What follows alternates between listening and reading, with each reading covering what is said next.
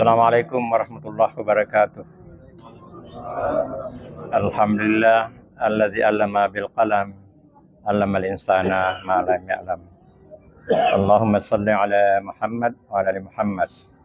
Bapak, saudara-saudara sekalian, tema kita pada malam hari ini adalah fungsi sosial salat berjamaah. Jadi di samping salat berjamaah mendapatkan imbalan 27 kali lipat, sebenarnya ada juga hikmah di situ. Salah satu yang kita bahas adalah fungsi sosialnya. Dalam Al-Quran, pada surat Al-Baqarah ayat 43 ada berbunyi, ada 3 perintah di sini.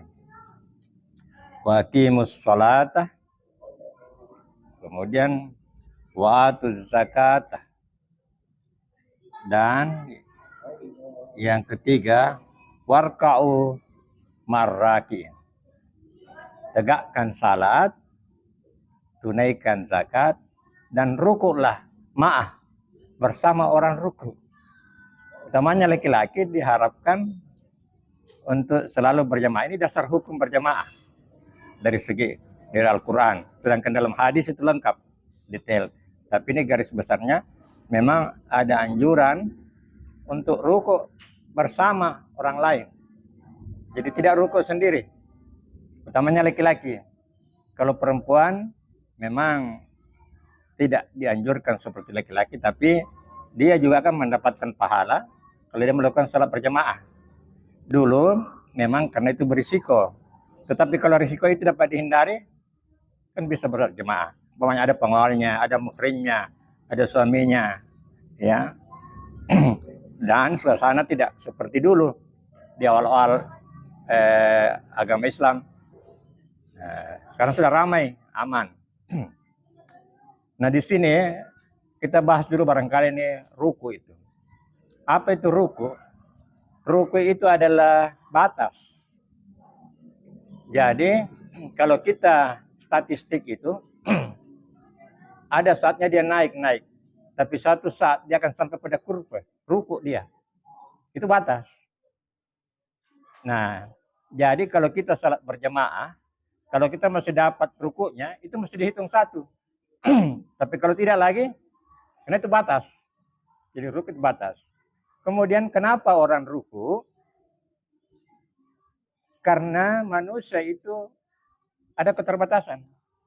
Manusia itu adalah makhluk, sebaik-baik makhluk. Makanya dia kalau berjalan selalu nomor 1. Tidak ada makhluk yang bisa berdiri setegak manusia. Makhluk lain tidak. Monyet tidak setegak manusia. Hanya manusia. Dia selalu membentuk angka 1. Number 1 creature in the world. Makhluk nomor 1 di dunia. Makanya dia selalu membentuk nomor 1 kalau dia jalan. Tegap. Tetapi ada batasnya. Makanya ruku artinya menyadari keterbatasan. Makanya itu kalau kita hormat, utamanya orang Jepang itu, dia begini. Hormat itu artinya saya manusia ada keterbatasan. Kita pun balas juga. Oh, saya juga. Nah, itu. Jadi salah satu penghormatan adalah menyadari keterbatasan kita, dan pihak lain pun yang membalas hormat kita juga ruku juga. Nah, itulah filosofinya ruku. Ya, luar biasa. Nah, di sini ini hebatnya Al-Quran. Pada Al-Baqarah ayat 43 ada perintah ruku.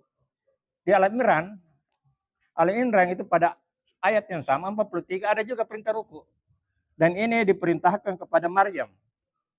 Di sini pada ayat 43, ya Maryam, wahai Maryam.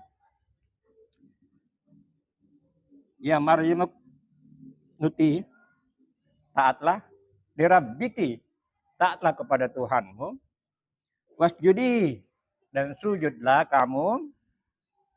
Warka'i marraki'in, rukulah bersama orang-orang ruku.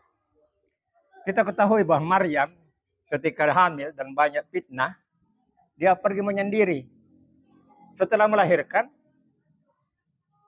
jangan terus menyendiri. Dianjurkan untuk kembali kepada masyarakat. Jadi kita makhluk sosial ini memang sewajarnya kita ini berhubungan dengan orang lain. Nah, di salat berjamaah itulah kesempatan kita bersosialisasi, solidaritas. Ya, kita salam ke kanan dan ke kiri, itu mendoakan saudara kita di sebelah kanan. Assalamualaikum sebelah kiri. Ya. Kemudian apa hikmahnya itu Rasulullah kalau habis salat fardu kalau mimpi, dia menghadap ke jemaah, melihat-lihat jemaahnya. Oh, siapa yang tidak hadis? Begitu. Jadi dia balik dia. Ya, lihat itu. Itulah fungsi sosial. Saya pernah tinggal di satu kompleks elit. Karena kebetulan, bukan karena saya termasuk elit. Kebetulan ada rumah dinas.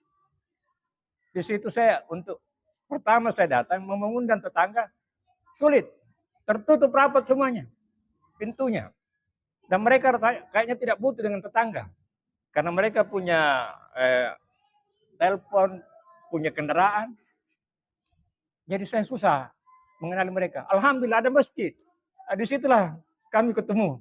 Di situlah kami bersosialisasi. Tapi orang yang jarang ke masjid, sampai saya pindah saya tidak kenal. Dan di masjid itu sebenarnya disayangkan. Tapi mungkin karena kesibukan, ada yang datang tidak juga salam kepada siapa-siapa, tidak juga bicara, kemudian pulang lagi. Ya, jadi dia mendapat pahala, tetapi fungsi sosialnya tidak. Ada saya lihat ada beberapa, tapi kita tidak menyalahkan karena ada kepentingannya mungkin. Ya, tapi alangkah bagusnya kalau kita sempat. Pak Husni itu betul-betul memanfaatkan itu. Jadi pernah kami berjamaah yang perjalanan dari Malino, kami di luar menunggu dia. Rupanya dia sempat berbincang-bincang di sebelahnya. Rupanya itu penjual sayur. Jadi dikasih nomor. Jadi bilang satu saat ada acara, saya butuh sayur, saya cukup telepon ini. Apakah tomat atau apapun. Jadi ini dia memanfaatkan berjamaah itu untuk bersilaturahmi. Nah, saya kira kita berpengalaman di sini berjamaah. Tentu kita banyak merasakan banyak hikmah dari situ. Karena ini sudah sangat populer ke kita. Saya tahu betul anggota jemaah ini yang sering ikut pengajian adalah orang-orang yang sangat rajin salat berjamaah. Tentu kita rasakan dan kita berbagi. Semoga saudara-saudara kita yang ada di luar sana juga rajin berjamaah. Saya kira dari saya sekian. Assalamualaikum warahmatullahi wabarakatuh. Tema kita hari ini adalah fungsi sosial sholat berjamaah. Ini sangat penting sekali dan saya yakin kita semua telah merasakan apa manfaat dari sholat berjamaah itu secara sosial. Ya. Jadi sholat berjamaah ini sesungguhnya harus kita manfaatkan sebaik-baiknya dalam kaitan dengan komunikasi antar sesama. Ya. Dan di sholat berjamaah ini juga kita diajarkan untuk tertib. Kalau imamnya ruku, kita ruku. Imamnya sujud, kita sujud. Sebelum kita sholat, imam mengatakan rapat dan lurus shaf. Jadi kita tertib, diajari tertib. Memang agama Islam ini agama tertib sebenarnya. Ya, semua ajarannya itu adalah disiplin, tertib. Ya, tertib waktu, tertib seperti misalnya waktu sholat, ya jelas waktunya.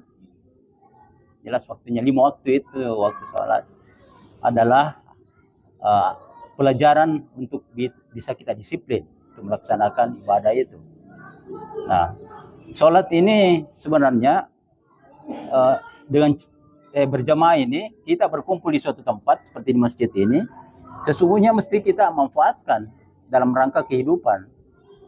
Ya, satu sama lain sudah saling mengenal, profesi kita saling mengenal satu sama lain, sehingga boleh jadi di sini terjadi satu transaksi, ya, dalam hal bisnis kah, dalam hal apakah. Cuma mungkin belum optimal kita manfaatkan, ya. Misalnya saja ada kursi kita rusak, di sini ada tukang kursi misalnya, tak? Nah, jadi dengan salat berjamaah gampang kita ketemu. Pak, saya ada kursi rusak misalnya. Nah itu salah satu fungsinya. Jadi fungsi ekonominya itu sangat kental sebenarnya kalau kita mau memanfaatkan dengan baik. Ya. Artinya fungsi sosialnya ini banyak nilai-nilai positifnya yang kita bisa dapatkan. Karena disinilah kita berkumpul satu iman, ya, sehingga bisa kesejahteraan ini meningkat. Sesungguhnya begitu. Nah, Cuma mungkin optimalnya kita manfaatkan ini belum barangkali. Mungkin karena masing-masing sibuk sendiri-sendiri sehingga tidak kita manfaatkan secara baik. Di masjid ini belum ada database jemaah. Kita kadangkala melihat mukanya tahu, tapi mengetahui namanya boleh. Ini jemaah di sini tidak semua juga saya tahu namanya. Tapi setiap hari kita ketemu. Ya, kelihatan orangnya, kita tahu orangnya. Oh, ini jemaah masjid. Tapi detail pribadi dia kita bisa tahu. Jadi perlu sesudah mungkin jemaah kita kumpul-kumpul, bincang-bincang segala macam, dan saling memberi informasi tentang kehidupan. Ya, itulah sebabnya barangkali orang azan ya setelah hayal falah, mari menuju kepada kemenangan. Karena tempat ini memang adalah tempat untuk menuju kepada kemenangan fit dunia wal akhirah. Kira sedikit dari saya di situ. Assalamualaikum warahmatullahi wabarakatuh.